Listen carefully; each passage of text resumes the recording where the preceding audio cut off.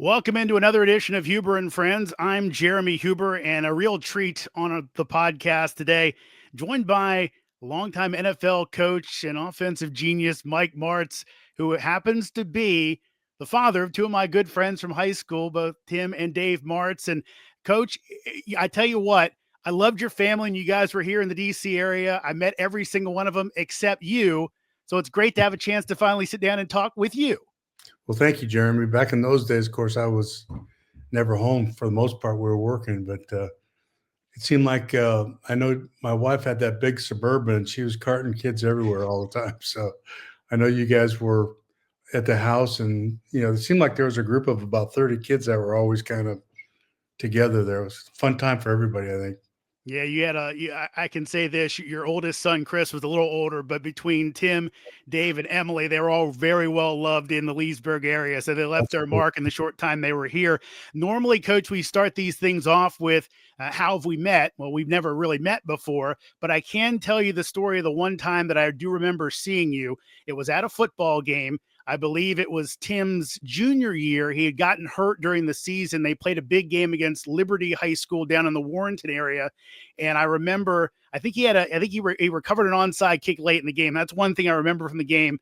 But I do remember looking up in the stands because I was no longer playing, and someone goes, "Hey, Tim and Dave's dad's there." I go, "Oh, that's Coach Martz." And it was crazy to look and say, "Hey, this guy you see on TV all the time, there he is." And again, flesh and blood.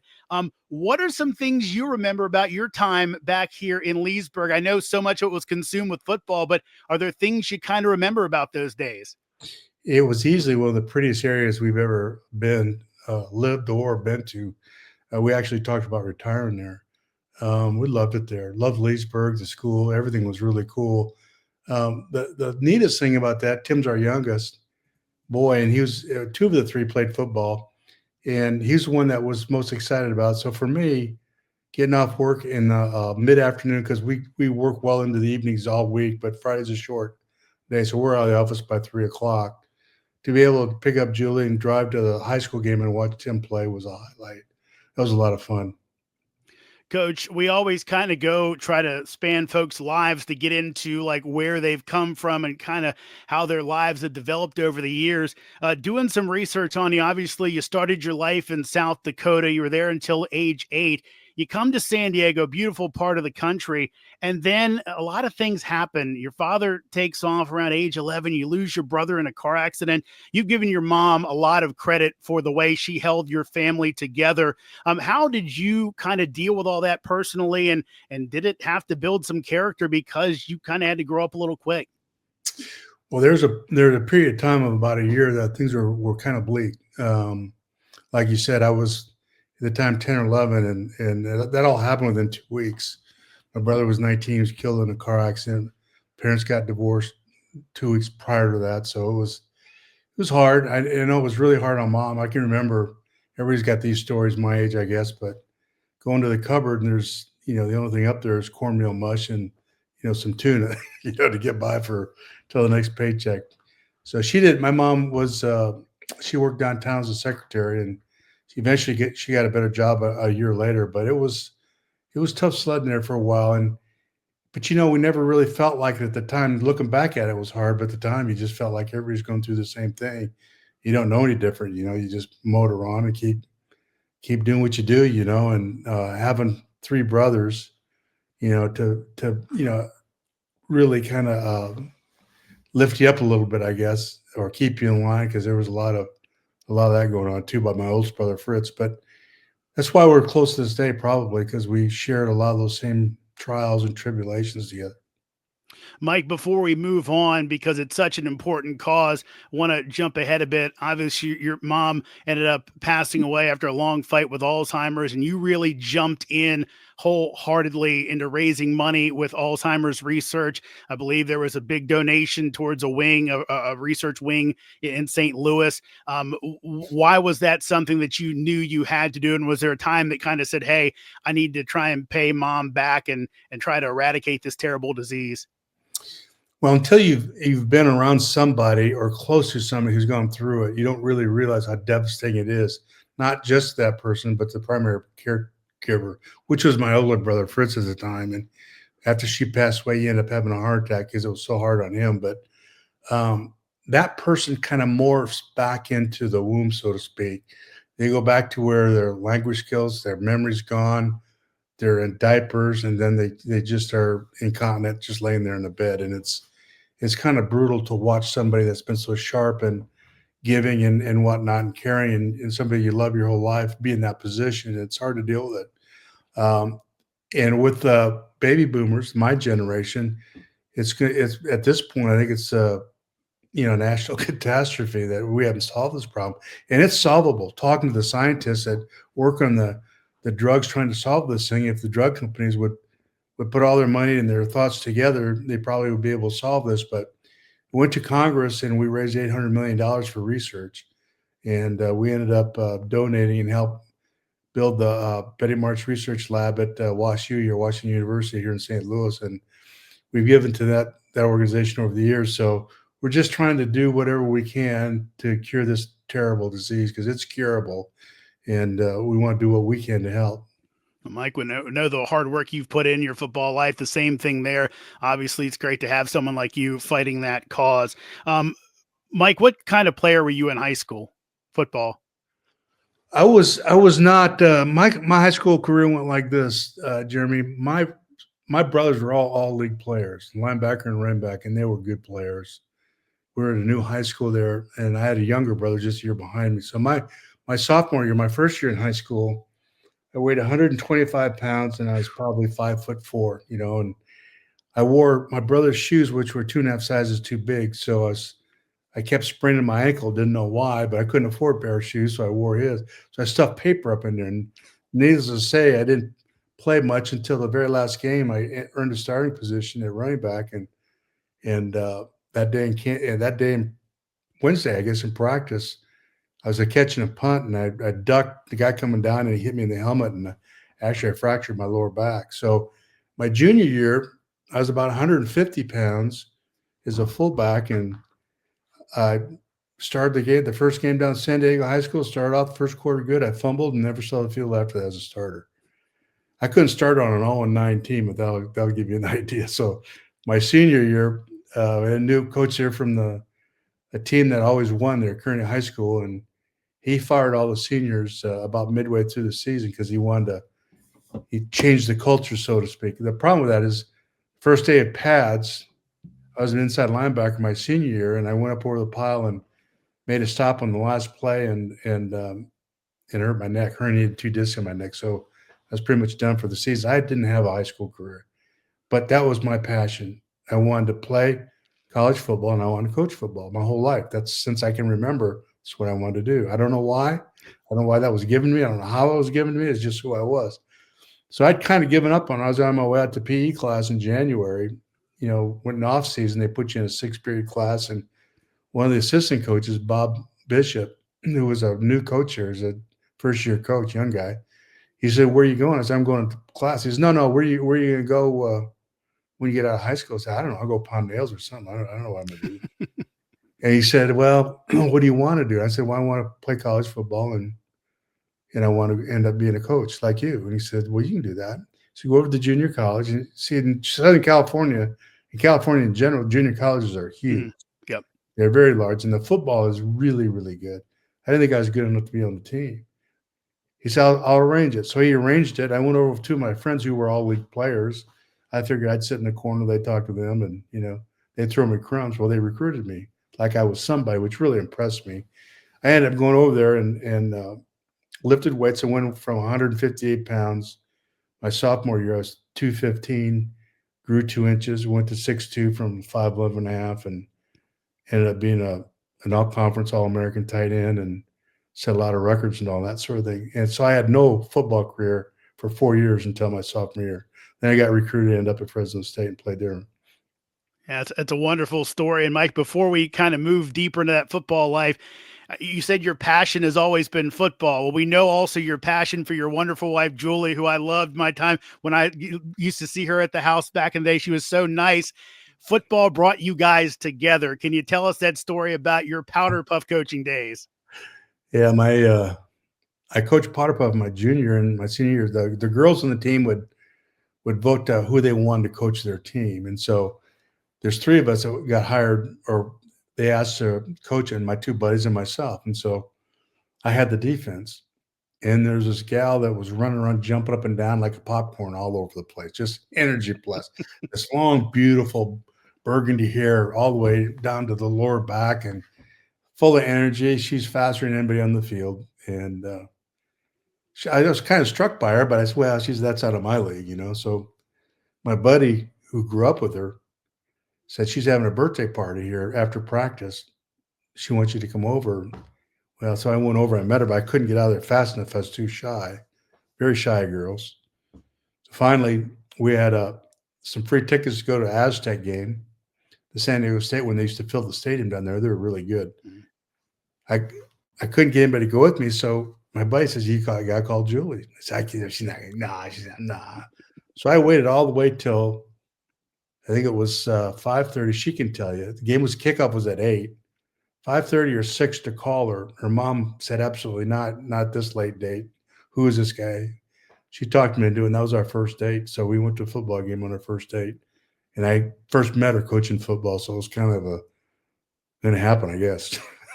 Yeah, and actually, I'm reticent to do this, but I did find this. I know I'm friends with Emily on Facebook, your daughter. She had this picture up. I'm going to add it up here. Again, I was just struck by how beautiful she is, but how handsome you are, and how much you look like your kids in the picture too. I just see that so much. But again, just a cool story of how, and again, you guys have been married for over 50 years now, correct?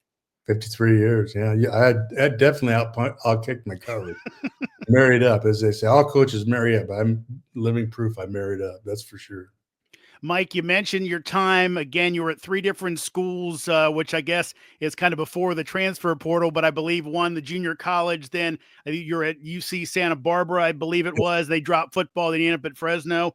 So throughout this time, though, I believe you're kind of thinking coaching is what you want to do. Where did the impetus for that come from? I'm not sure. You know, I think not having dad might have had something to do with it. My dad was a top turret gunner on the bombers over Germany in World War II. Flew 42 missions. He came back. He was messed up. I mean, he was messed up. That's why he became an alcoholic, and or one of the major reasons, I think. But his first years, 2 years out of the Air Force, he was a high school coach, and I didn't know that. And when I learned that when I was 6 or 7 years old, he used to have a big box, and you have these old leather helmets and pads and pants and all kinds of stuff in there. So we were kids, 6, 7, 8 years old. We'd go down to the park, and we each got either a helmet or the pads or the pants or whatever it was. We took turns wearing it. We go down the 3 or 4 of us would go down there and play tackle football, and it's just something that was just always there. I guess then when he left, it maybe just stayed with me. I really don't know why, but I just have always loved the game. Where did that first opportunity come from for you to get on the sidelines? Well, it actually, I couldn't get a job. I graduated, and I actually ended up doing really well academically. So I was at the top of my class, and I couldn't. I figured, well, I'll get a teaching job somewhere, coaching.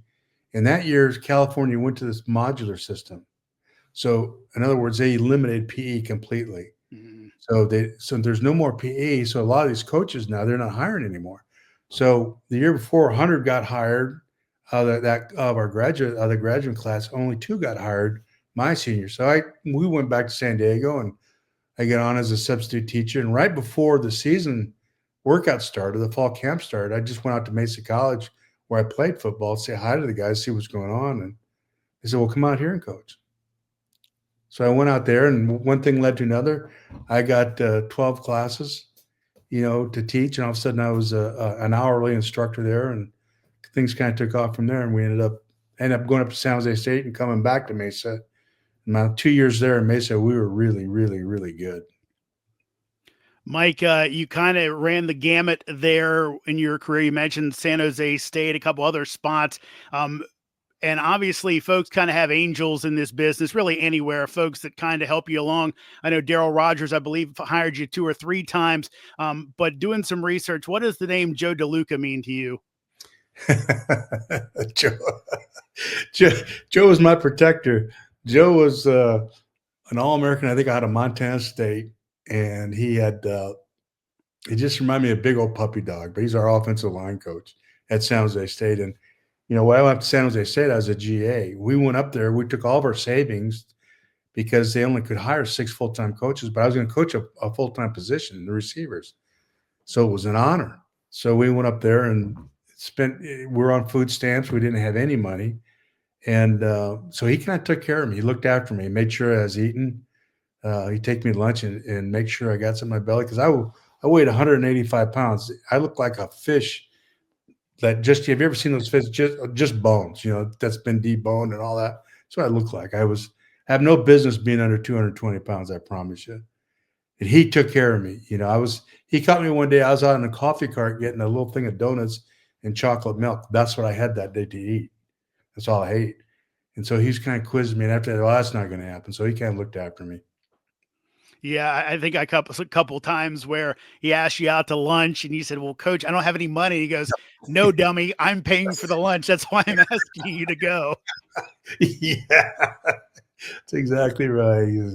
Come on, come on. He had a gruff little voice. And Daryl sent him down to the locker room with me when I first got in. He said, take Mike down there, get him a locker in our staff room and get him all taken care of with coaching gear and whatnot. And in the past, I had to buy my coaching gear. I said, I'm going to get some coaching gear, So I go down there. He's got that cigar hanging out of his mouth. He puts a tape up over my locker and he writes Mickey Mudd, M-U-D-D. He couldn't remember my name. So from that point on, Daryl Rogers for the next 40 years or so called me Mickey Mudd. So I was Mickey Mudd to everybody that was on that San Jose State staff. They've called me Bob Padilla until he passed away here not too long ago. He called me Mickey Mudd the rest of the time as well.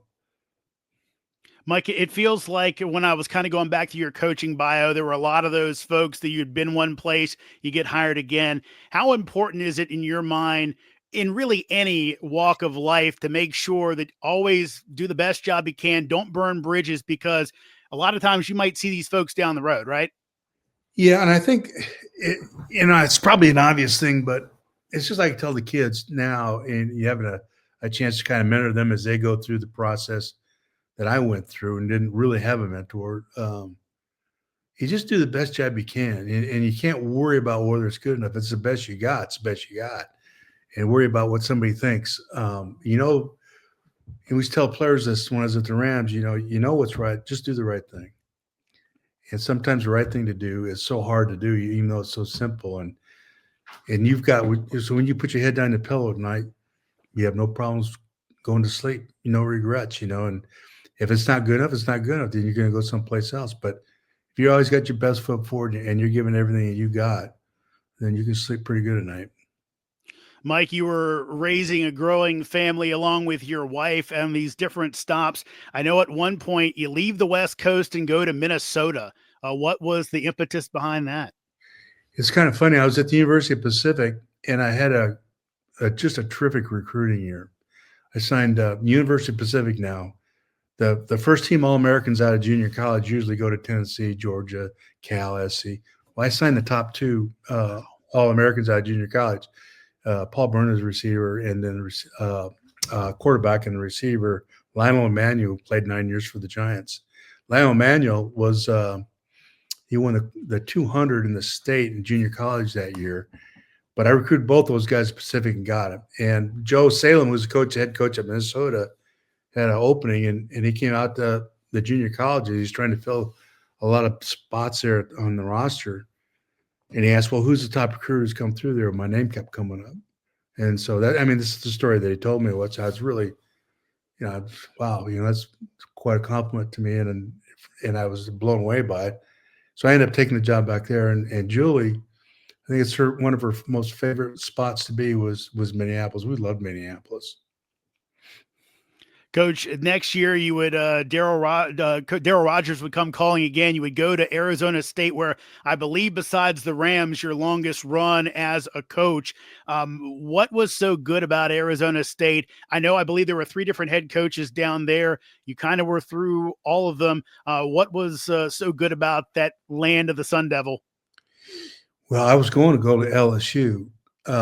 They had called, and I was actually on a visit to LSU, and Daryl called the hotel room. And the night I was there and said, don't don't do anything, et cetera, et cetera. I got another, I think I'm gonna have another position available, and so I ended up going down there, and Julie did not want to leave Minneapolis, believe it or not. I just felt like going to Arizona next to San Diego, and Yep. I knew how good they were. They just won the Fiesta Bowl. They beat Oklahoma in the Fiesta Bowl. They're really good. Talent, like I couldn't believe speed, and so I was excited to go there.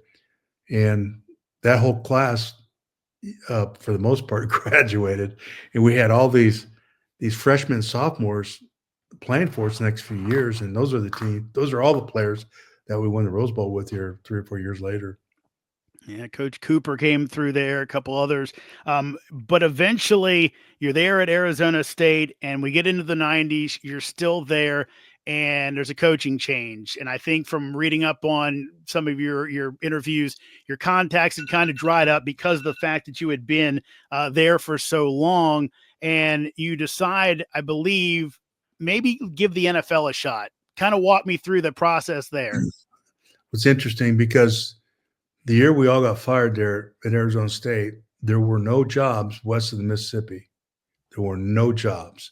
Utah State came up, but I just to take my family all the way up there and go through that, and I just couldn't do that. So Charlie Weatherby was the coach up there, and I talked to him a little bit about the job, but that didn't work out.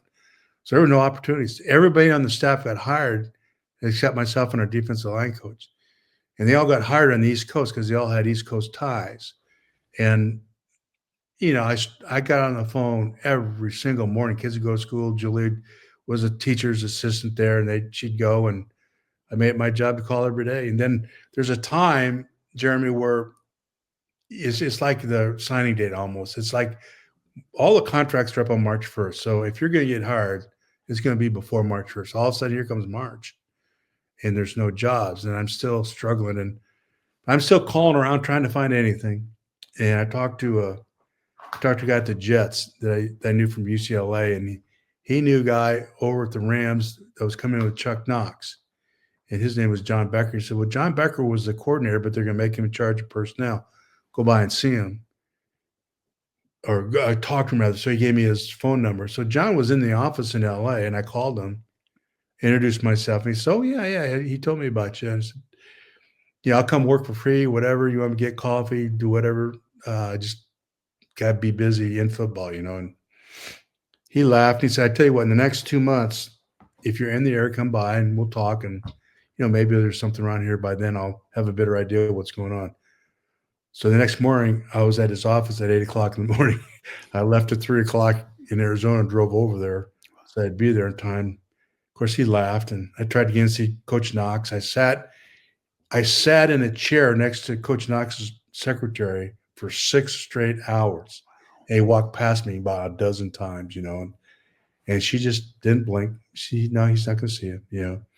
So I went in, and Ernie Zampese I had met and knew a little bit. I went over to say hi to Ernie before I left, and he went crazy. "Oh, sure, Michael, that's what you want. Oh, yeah."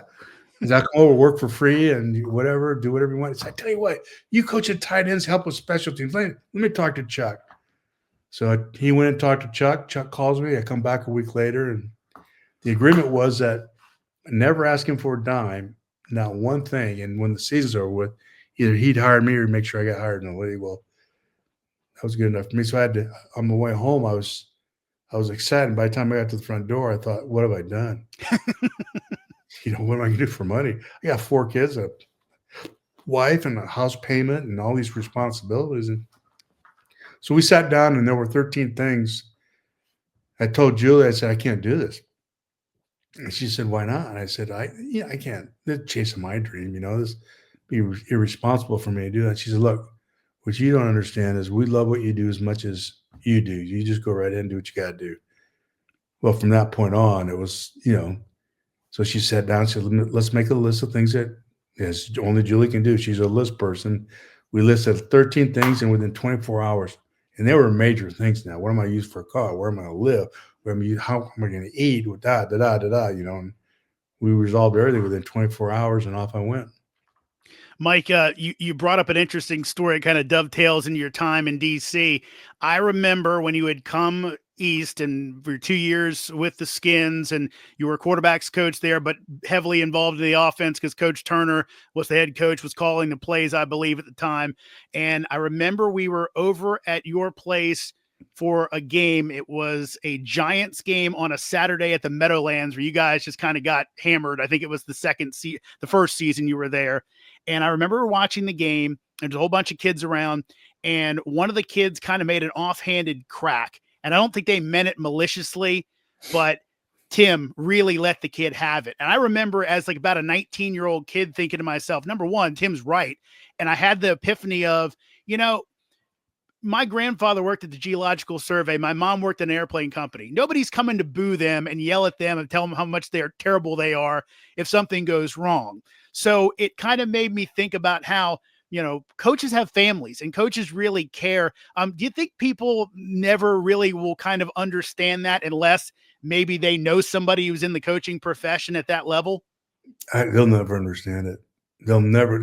They're family members who become critical too. So it's not just how come you did this, that kind of thing. It just there's the game is so embedded in our society, and people are so emotionally involved, and that's why it didn't really bother me. Because first of all, I didn't read the papers because they just don't know.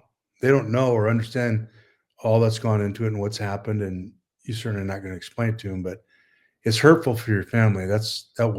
We had a guy when I was the head coach of the Rams, my first year. We'd lost a game, and I think it was on a Tuesday night. Of course, I'm there till late, and then I'm there by 5:15 in the morning. So obviously I wasn't home. Guy comes up to the door and knocks on the door and asks to see me. Julie answers the door. Said, "No, he's not. He's working. I want to talk to him." And he was belligerent. Obviously, he lost money, and he wanted to talk to me about the game. So when that happened, we moved. After that, we moved the next year. But that's the only people that are ever belligerent. Really, are people that have lost a lot of money betting on a game, and they're going to take it out on you when they see you.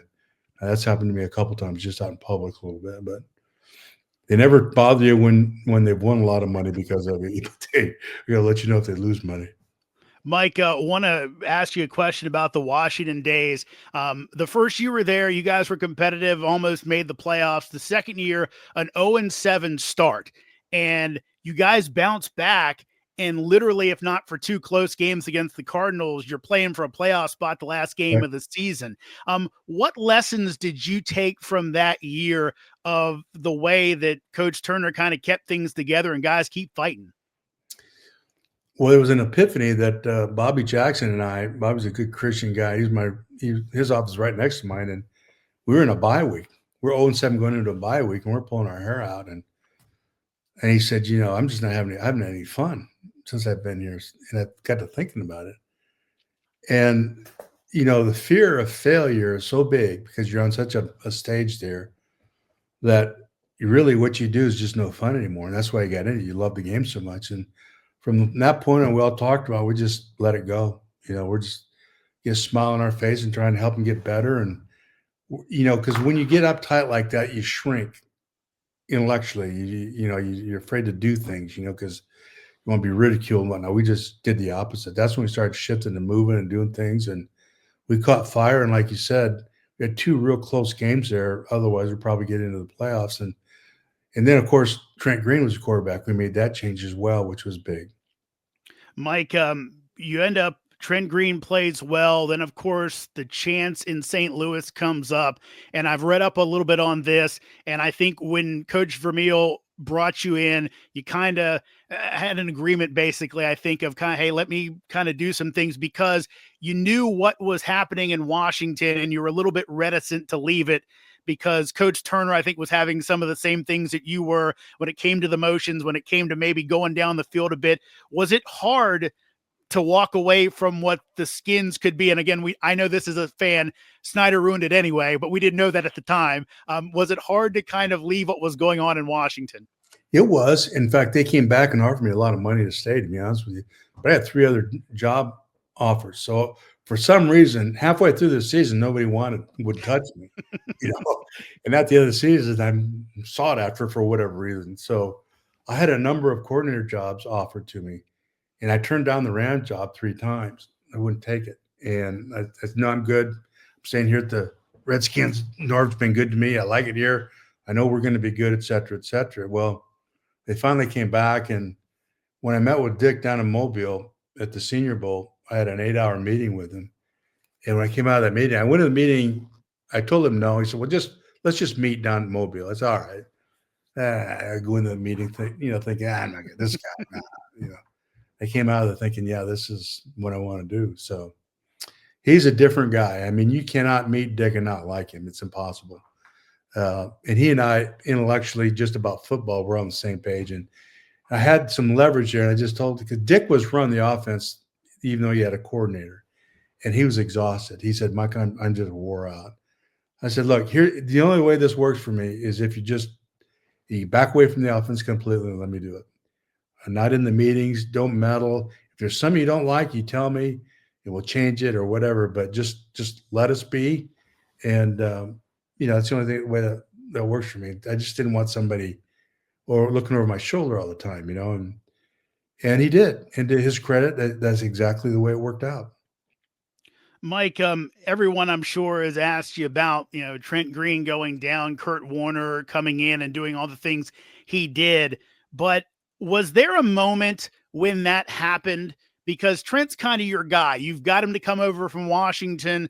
This is, kind of almost a handpicked type guy. He goes down.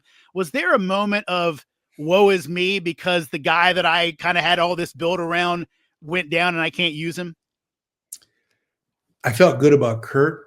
Um, no, not woe is me. I felt like Kurt would be good. I had no idea he'd be as good as he was, but I do know what I always felt bad. I had sick to my stomach is I felt so bad for Trent. He'd worked so hard, come so far, and now he's on a team. And we knew in camp how good we were. Trust me, Yeah. we knew how good we were, and Trent was at the top. He only threw 2 or 3 incompletions throughout the whole preseason. So when he got hurt, I was devastated for Trent. Now, before we broke for summer, I don't know if you saw the movie or not about Kurt, but that whole thing in there about me arguing with Dick about not one, it was just the opposite. The reality was just the opposite. The last thing Dick said before we broke, for the summer for vacation, there's 20 people in that room. We had our personnel and all the coaches, personnel guys and coaches in there. Last thing he said, "Mike," he said, "all of our jobs may depend on it. What do you think about Kurt? Do we need to go get a better number 2?" Well, the thing about it is we had a guy there that kept trying to sign Jeff Hostetler, Mike White. He had Hostetler, and I kept fighting that. And he said, "Are you sure he's good enough?" I said, "Yeah, I think he's good enough to start. I think we'll win and be just fine with him. How good can he be? I don't know, but I know I'd rather coach him than get an older guy in here that's going to do what he wants to do." And I saw enough of him in spring to feel like he'd be a solid number 2 with a chance of being a solid star. I had no idea that he'd be a great player.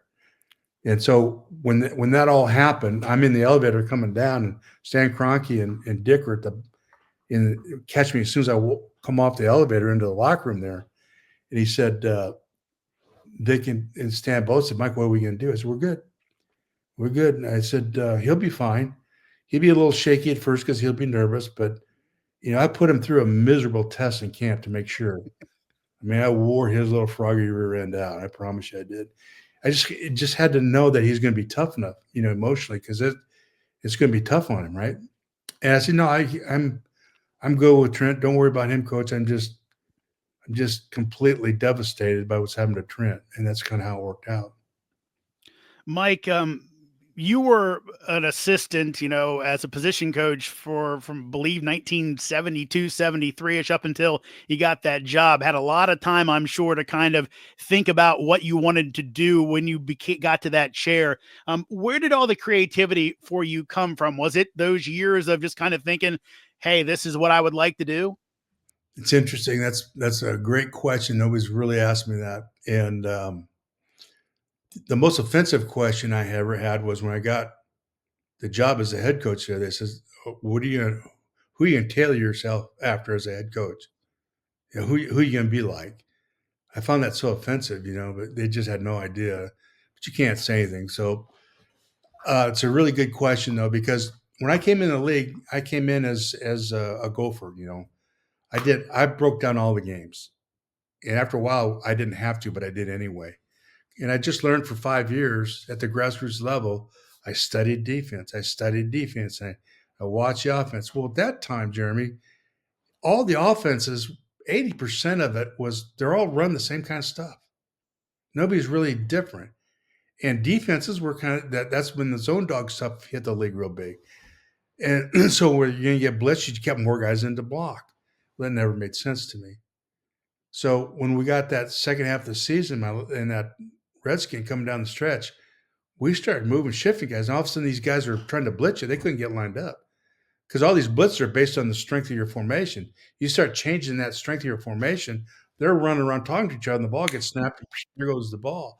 Well, we had a couple of those, and that left an impression on me. And the fact that Ernie, how important it was to run the ball and run it well, not just how many times, but that you run the ball really well. So um, I started off as an offensive line coach with the Rams. I was there for the line coach went down with throat cancer. I had the offensive line for 6 to 8 weeks in camp as a quarterback coach. So I learned it. So I didn't have that separation that most teams have, where you have the passing guys, the coordinator, and the line coach, and there's a big division. They do what they do, and you do what you. Nah, that didn't happen. So I was heavily involved in the protections and the run game as well as everything else, and so I could choreograph because I knew route wise what we wanted to do, but I also understood the weakness in the protection and how we had to hold up against all this stuff. And I also understand, you know, the whole idea of moving and shifting wasn't for the passing game as much as it was trying to get force from the secondary out there so you can run the ball. So there's one less guy over it. So that's kind of how it all started. And from that point on, when we started to experiment with some plays, we had some heated arguments in that building now when we put stuff in. But my big deal with everybody was if it makes sense, if nobody's run it, but it makes sense and we can coach it, we're going to run it. And we did. That's awesome. Mike, eventually Coach Vermeil retires after you guys win the Super Bowl. You're named the successor. And, I was doing the math on it last night. You kind of go from position coach, and obviously the 2 years with Coach Turner in DC, you had a little more responsibility than the traditional position coach, but you go from that to coordinator to head coach in a very short span. Was it a bit like drinking from a fire hose at first? A little bit, because I had nobody knows this, but a week before we went to camp, we took the family to Montana, and we were out in the God knows why we were out in the prairie, and I was riding horses, and I was sleeping on the prairie at night, and I herniated 2 discs in my neck badly. So I was losing the sensation in my arm and my hand, my shoulder hurt. So I had to have surgery right away. So I really didn't have time to think of it. So I had surgery scheduled for Wednesday. Monday was a parade. Dick comes in on Tuesday, says he's leaving. So you can't. I'm having surgery tomorrow, But I tried to talk him out of it, et cetera, et cetera. So, but it ended up being okay. But think about this, Jeremy. I was thinking about this the other day. We're 0-7. And there was an article. There was a little newspaper that used to be passed around the league that the league would pay for. Mm-hmm. It was just a fish wrap. It was a gossip magazine. And this guy wrote it. He said on the bye week, he said Martz is the reason for Redskins' failure. Right? So I'm thinking back at this paper that was stuck on my desk. In just a little bit over 1 year, I'm the head coach in the NFL. You can't make that stuff up. Only God can do that, right? So that's what happened. Absolutely crazy stuff. The next year you take over, you guys make the playoffs. I believe you lose to the Saints in that one. The next year you go on, great team. You fall to the Patriots in the Super Bowl. Mike, I think about this, and again, your sons or Tim played in the same program I did, a few years separated. I still sometimes think about our regional final game that we lost. Obviously, the Super Bowl's huge, but it's also a football game. How do you reconcile a loss in the Super Bowl? Well, here's the problem with that Super Bowl and that loss. If they'd lined up and beat us, you take your lumps. We lost it. Move on. But there's so many things around that game that are mysterious to this day. And without getting into all that, I do understand and know what happened. And that's the part that jumps up and bites you, totally unnecessary. But it seemed like, yeah, well, it was tough to take. That part was tough to take. But we turned the ball over 3 times. Anytime you turn the ball over 3 times and they got all their points off of those turnovers, you just take one of those plays away and we win that game. If we don't turn the ball over at all, I don't know if they score any points because I don't think they had over 100 yards going into the fourth quarter on offense. We just shut them down completely. And we had like 430 yards on offense, like 30 first downs or some dumb thing. We just roared from up and down the field, but we turned the ball over. Those are 3 possessions you don't get. Couple more with Mike Martz. Mike, eventually your time in St. Louis would come to an end in a really tough way. You get a bacterial infection in your heart. They end up moving on from you. And I'm sure, and I was doing some reading last night, Mike, about I believe it was Coach Vitt had said this, and it kind of got back that you went in front of the team and said, look, I got to step aside. I don't want to kind of be holding you guys back. How tough was it to kind of, you feel like you might be letting your team down, but then you also have this family, this growing family, and obviously grandchildren coming down the line of making sure you're around to see all them grow up? I was so sick and I didn't know how sick I was. I was really, really sick. And when you're like that, you don't think straight. You can't think straight. I was taking naps every other hour, endocarditis. So I had this horrific infection in my heart valve. I, I, I did not want to leave the team. That's how distorted you are. I think about life or death. I can't leave this team. I can't leave them in the lurch like this, right? And that's what I told them. But the reality is, the gal that I saw there down at WashU, she said, you're just a few days from death here, buddy. You got to get in the hospital. And when she said that, then I realized and understood. And then she called Julie and she called John Shaw, the president, says, don't let him come back to the, make sure you take him right to the hospital and check him in. And so I had to be quiet in a ward by myself for a week with nobody coming in. Because anything at that point, I was so fragile. It was so bad. And they give me a new drug that they just come up with. FDA had just passed 2 weeks prior to that was very effective on me. And for 10 weeks, I took that drug, in an IV, but they saved my life. Yeah, definitely saved my life. Mike, you would go on to do coordinator jobs. Never got that next chance as a head coach, except for the AAF later on, but in the NFL. Did that hurt? Actually, I was approached a little bit right away. I just, it was so hard on me. That's why I got sick. My passion was coaching offensive football and the quarterback, and I loved it. Being a head coach, if that's what I was, just a head coach, that's one thing.